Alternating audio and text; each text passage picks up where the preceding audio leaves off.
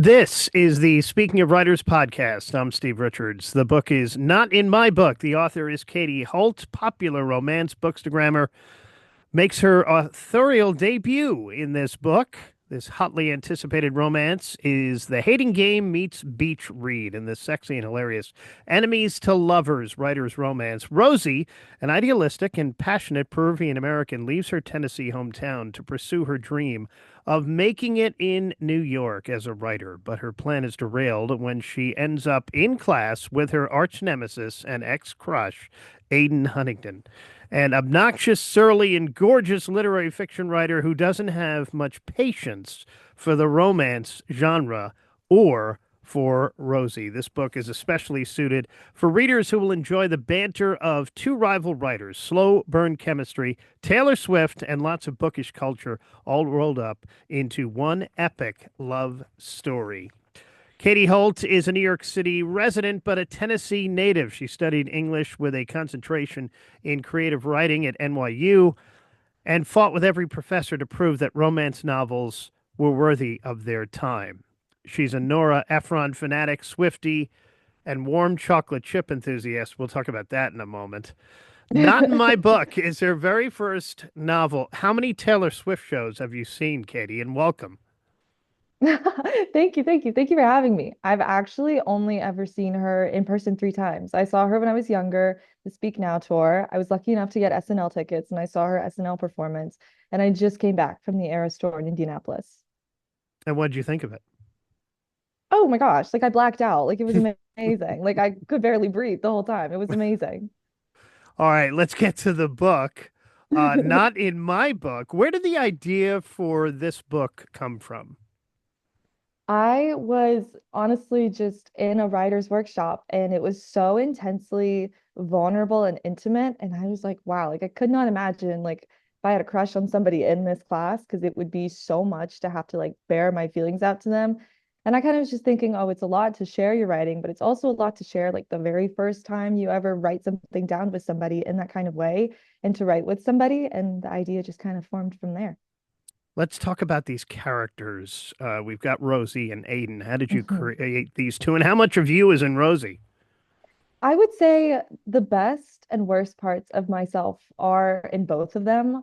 The basis of Rosie is quite obviously like I'm Peruvian American, I'm from Tennessee and stuff, but I think she acts a lot of the time in ways I would never ever act, a lot of the times in which I would act like her. Um, she's a lot more idealistic, I think, than I am. I think I'm a little more grounded in reality, especially in like romantic moments. I'm kind of like, that's crazy. Like I would never let something like a lot of the things that Aiden says to her, I think I would cringe like if that happened to me in real life, but it's a romance novel, so it's different. And I think I can be just as pessimistic as Aiden a lot of the time too. What's the story behind you becoming a writer? How did that come about? Oh, I just always loved to read. Like books are my entire life. When I was little, my dad had this contest he would do. It was called Penny a Page. For every summer, every page that we would read, he would give us a penny. And I was just competitive. I didn't care at all about reading. I was like, I want the most money, especially to beat my older siblings.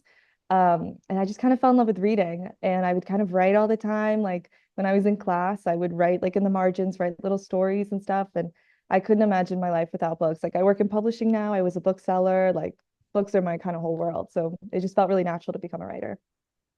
This book isn't out yet, but what's been the initial response to it from friends and family? My friends have been super supportive. They're all really, really nice. I was not expecting anybody to read it, honestly, because I was like, I know it's kind of crazy to like read a romance novel that your friend has written, especially with like sexy scenes in it, but they've been really sweet. My family's slowly working their way through it. I'm trying to prevent them from reading it for as long as I can because it is a little awkward. My dad read it recently, which was a lot for me, but he really liked it, which was nice. And my grandfather's reading it right now, which is it's a lot, but they're being really, really sweet about it. How do you get in the mood to write a sexy scene? Oh my God. I think it's actually not that sexy. I think it's actually kind of technical because you're kind of like, I want to make sure that all the limbs are in the right places and that you don't lose track of where somebody's hand or mouth or anything is. So it's honestly like a little bit like focus. I have to be like, all right, I have to really think about what they're doing and where they are. And you can't really get in that sexy mood, I think. Did you use an outline for this? Or I should ask it this way. Are you a pantser or a plotter? I'm a plotter, big time. I everything I ever write, like even essays in college, like I'd have to plot out every single little detail, and I would write sentences even in like the outline or pieces of dialogue, being like, well, they would obviously say this here and here. And even when I finish a draft, I go back and I read it through and I create an outline from that, and I'll say, okay, well, this needs to be added here, or something's missing here, and stuff like that. What was the feeling like when you got it published?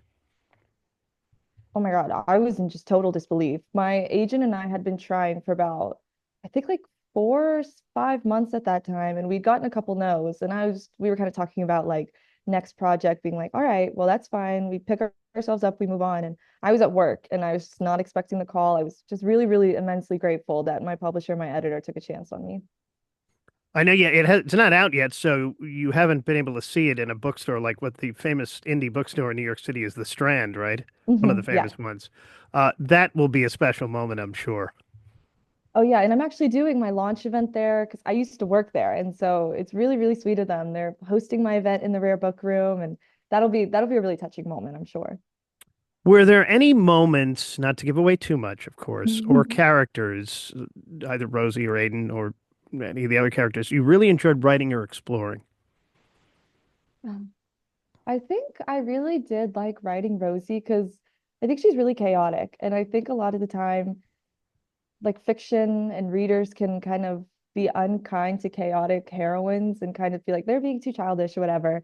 And I do think at times like perhaps she is a bit childish, but I think also like I think she was fun. I think she was quirky. I think she was true to herself and she was messy. And I really did like writing those scenes where she was kind of just throwing back insults like as harshly as she could back at Aiden, and I thought that was a lot of fun. What's the best thing about being an author now? It's honestly the best thing that I've seen. I wasn't really sure what to expect from reviews. I think the nicest thing that I've experienced is Peruvian readers kind of reaching out to me, being like, I never thought I'd see like Peruvian representation in like a book or to hear like my food or like my culture in a book. And that's really, really touched me a lot. It's been really beautiful for me. Do you have a special place where you write? Katie, can you write anywhere? I can. I honestly write in front of my TV a lot. When I was home for like winter break, my parents would be watching TV with like my siblings, and I'd be like, okay, you guys watch whatever you want to watch, and I'll just sit in front of the couch and I'll block you guys out and I'll write. So I like to write on my phone, like even when I'm on the train in New York, just anywhere, anytime the inspiration strikes. So noise is okay for you, a little background noise. Oh, my family's so loud. Like I'm surprised like they're not making a ruckus right now. Like I had to kind of learn when I was younger, when I was reading, to just block them out. What's the last great book you read? Ooh, that's a really good question. I think I just finished this one book. It's called Perfect Fit by Claire Gilmore, and it reminded me a lot of Emily Henry, like the writing style. And it was really, really tender and sweet, and I loved it a lot. What genres do you especially enjoy reading? Romance is always my number one girl, of course. Everything I read, I always have to read romance. There's always a romance book that I'm reading, but I actually have been getting into mystery and thrillers recently. That's where I work for my job. I work at a publishing company. And I didn't really expect to like those, but I'm starting to really, really enjoy them. Who would you want to write your life story? Like Dead or Alive or anybody. Dead or alive? Oh my gosh, Nora Ephron. That is my like she is everything to me. I think she's so smart and witty, and all of her movies I think are beautiful and perfect. So that would be like the dream, of course. Yeah, I mentioned that in the intro. How Yeah. do you come up with the names of the characters? Oh, I don't know. I actually can't remember how I came up with them. I think, and even the new book I'm writing, I was like, what's a pretty name? And what's like a hot name for a guy? And what's a pretty name for a girl? I feel, and I really love the name Rosie. I've always loved that name. I don't remember how I came up with Aiden. I remember just thinking that's like a hot writer name, I felt. Katie, what do you think of the ingredients that make up a good story? I think it's heart. I think it's authenticity. I think obviously a dash of romance would do it Hmm. too. Um, I think it's honestly like if you can feel the writer's like intent and their emotion through the page, that's what makes it good. If you had to say this book is about one thing, what would it be? Oh my gosh. It's about falling in love in New York, I would say, and with yourself. If you're planning a sequel to this one, can you give us a sneak peek into what it's about?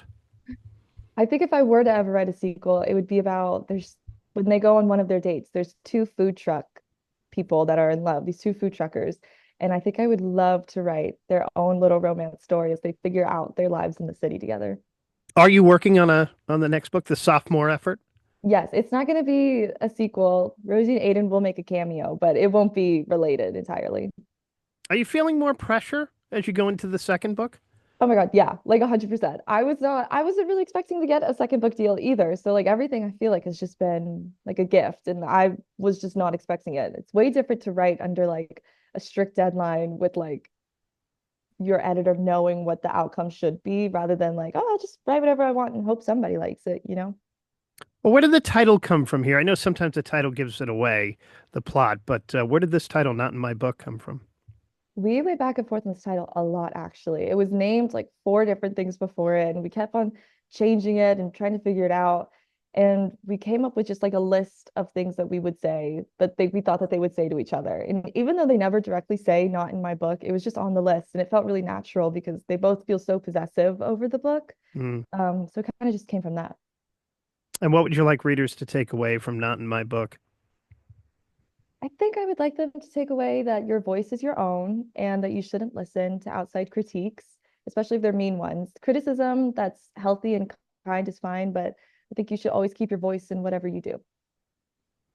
It's Not in My Book, the first book from Katie Holt. It is out soon.